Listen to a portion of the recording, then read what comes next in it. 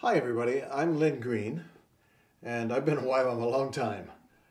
I started in 1969, and it was such a privilege to live with Lauren and Darlene and their daughter Karen, and then along came David later, in our school of evangelism. And then to be in the Founders Circle and to continue that friendship over all these years. And I've been aware of questions that have come up regarding leadership and changes in YWAM. And actually, I'm Lynn, and this is Lynn. and Lynn is Lynn Yee, and she's from Singapore, but has worked in Scotland and worked in various parts of the world, but is now here where we are recording this in England. And she's been kind of a contact point for people asking questions.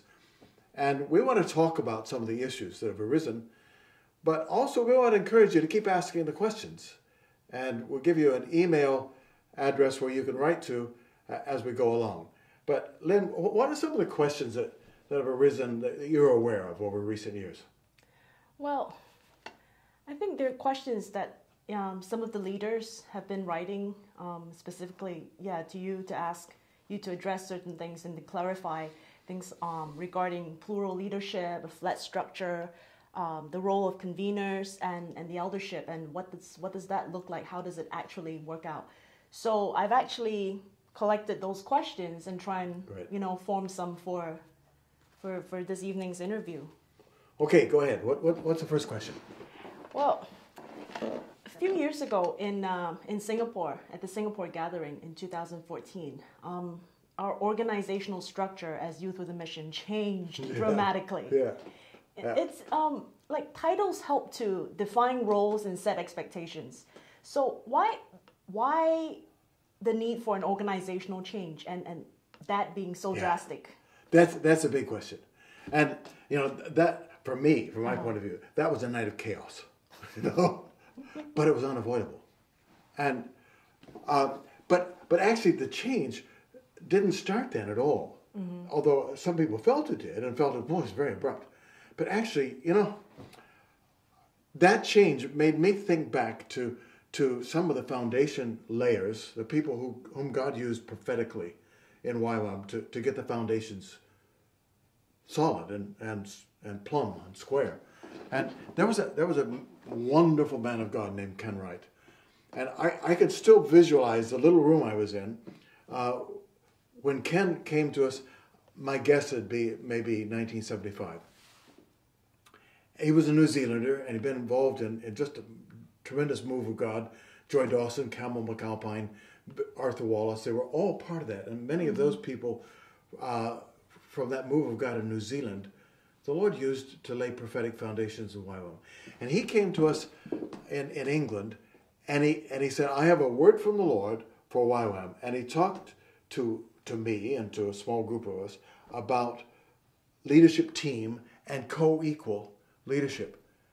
And to be honest, I just didn't get it. I couldn't understand it. I thought that will never work. I was polite. I listened to him. And then we went and talked amongst ourselves, and as we do. And I remember guys saying, yeah, well, that's Ken's perspective, but really, back in Palmerston North and the church he's a part of, he's the clear leader. Mm-hmm. But I'm afraid that was one of the occasions in which I was too casual with the word of the Lord. He had a word from God for us, but it was just way ahead of time. Mm-hmm. But I still remember it. I didn't dismiss it altogether, but I put it back here, the places where you put things that have question marks over them. And really, it was about that time that Lauren, who had been, he'd started YWAM on his own, and then DAR, and he appointed a group of people to be the International Council. And I remember really clearly because I wasn't on it. And I thought maybe there's a chance I'll be on it, and I wasn't. And that was so right, because I wasn't one of the handful of elders in YWAM at the time. But for many years, that group of people worked relationally as an overall leadership team, because Lauren knew intrinsically that he needed accountability and he needed to be part of a team in leadership of YWAM. And so we had an international council that wasn't really executive or corporate. It wasn't primarily defined by geography or anything. It was just a a relational group of friends. And then, I don't know, well, I became part of that later, and I was there when we started getting more corporate. We started getting more like an organization, more like a business. We started appointing leaders as according to geography, regional directors and all. And I wouldn't say that was wrong for the time, but it was a departure from the original sort of template. So help me track the timeline. So Ken Wright said this in 1975. So 75, I guess. So when did we start to go corporate, and what year? I would say we started going corporate around the late 80s. Huh. And we started getting focused on strategy and strategy conferences and stuff. Again, not necessarily a bad thing, but in the process of adding something to us, we left behind too much the relational approach to leadership and the eldership approach, which is what it really was at the time. Until I would guess by the 90s, late 90s, just by about 2000, as we approached 2000, we were really strongly corporate. The whole world was divided into regions. We had regional directors. We were using the term director very widely. And I remember Lauren saying, I don't know, it must have been early to mid-90s, he said, I'm not comfortable with that term director. That was a personal conversation I had with him. And I said, well, what term are we going to use? You know, we don't use it because we think that spiritual leadership directs other people. We use it because it makes sense to the rest of the world. And he said, I know, but, and this is so often the case with Lauren, is he will know something intuitively. But one, he may not be able to explain it in a way that other people understand. But secondly, he's patient. He waits until we're ready for the word. And so he waited. Mm-hmm. That would come forward to 2003. It was Singapore again, interestingly, given your origination. And he came to us with this word that is really well known now as the tripod message. But if you look it up on YWAM.org, you have to search for spiritual eldership. Mm-hmm. And there's that teaching that everybody really ought to have a look at. Because when he came with that word about how we keep the apostolic cutting edge of YWAM, relationship and eldership, but the overriding thing is the priesthood of all believers. Mm-hmm. God speaks to everybody. He's the head. No person is. So we're not directive.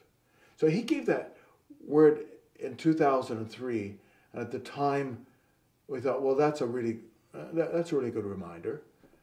But what it really was a prophetic voice to start a process of change to get us back to eldership leadership. Mm-hmm. So that was 2003. From there, I would say we kind of worked on that without understanding the implications of it. And then a dear friend of mine, a guy I've kind of introduced to YWAM, a Coptic Orthodox monk, Dr. Atef, Father Makarios is the name he has now with his being in the North American Orthodox Church. Dr. Atef gave me, a few of us here, a teaching about eldership.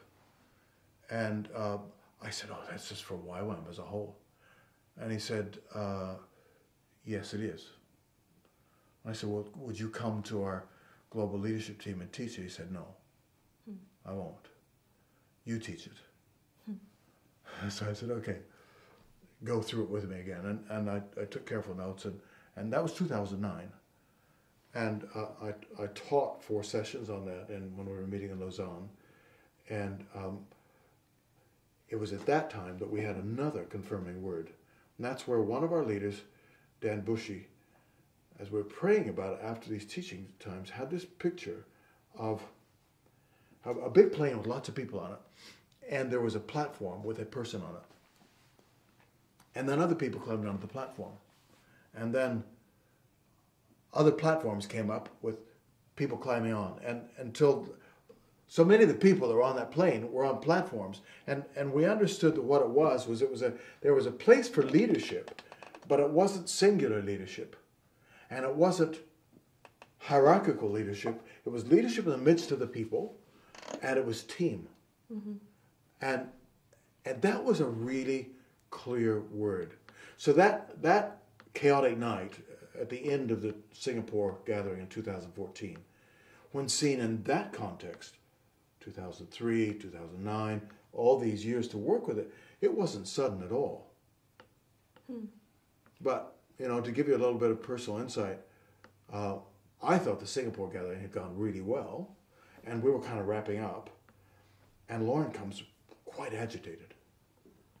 And let me say, Lauren is not the infallible word of the Lord. Lauren is just the guy that God chose to catalyze this movement that God wanted to do.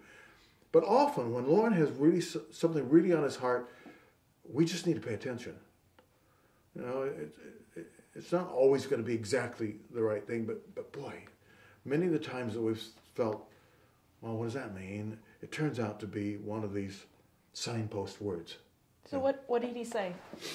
Well, I was kind of hosting, or I don't know, comparing that event, and he said, if we don't make the changes tonight, we will not make it.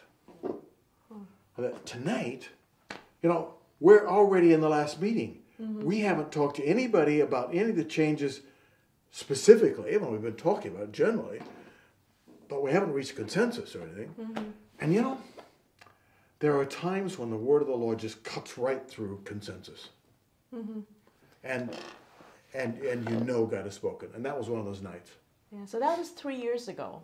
And so we've become quite aware that ever since then, like in different parts of YWAM, there have been questions arising. Yeah. And recently we now have some of our leaders write you with some of these questions. Yeah. So actually, one of our European leaders has this concern that in the West, in our postmodern context, he's observed that young people tend to desire flat leadership, consulting together, deciding on things democratically, but they're not aspiring to leadership, and they're unwilling to take on responsibility. Yeah. That's what he's observed.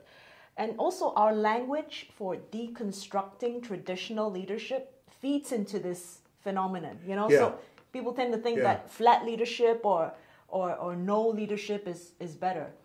Yeah. He's kind of concerned this is like an attack on biblical leadership. Would you say this is true? How would you address this? Yeah, there have been people who've come and done teachings in different parts of the church about deconstructing the church, and oftentimes the result has been just disintegration. So we're not about that. But you understand, in an environment where leadership has been abused, where parental authority has been confused and sometimes absent or abusive, or sometimes